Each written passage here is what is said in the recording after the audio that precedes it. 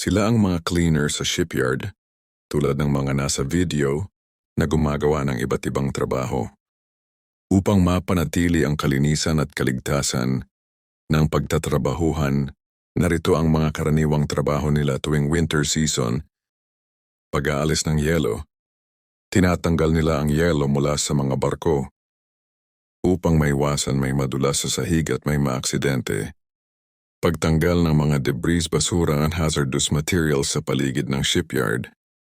Pagsasayos ng tools at iba pang kagamitan upang laging magamit ng maayos. Pagtulong sa mga preparatory works at sa iba pang manggagawa tulad ng painters. Condition sa winter season. Matindi ang lamig sa South Korea. Ang temperatura tuwing winter ay bumabagsak sa below 0 degrees Celsius. Dahil dito, nagiging mas mahirap ang kanilang trabaho dahil kailangan nilang magtrabaho sa labas kahit nagyayelo ang paligid.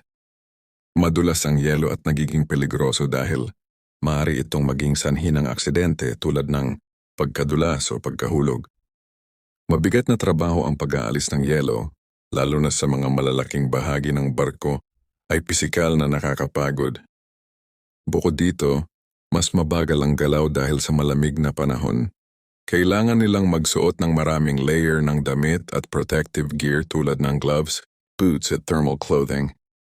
Ngunit minsan ay nagiging hadlang ito sa kanilang paggalaw. Ang mga cleaner ay kailangang uminom ng mainit na inumin at magpahinga sa mga heated areas tuwing break time upang mapanatili ang kanilang lakas at maiwasan ang hypothermia. Sa kabila ng hirap, napakahalaga ng kanilang trabaho sa pagpapanatili ng kaligtasan at kaayusan sa shipyard.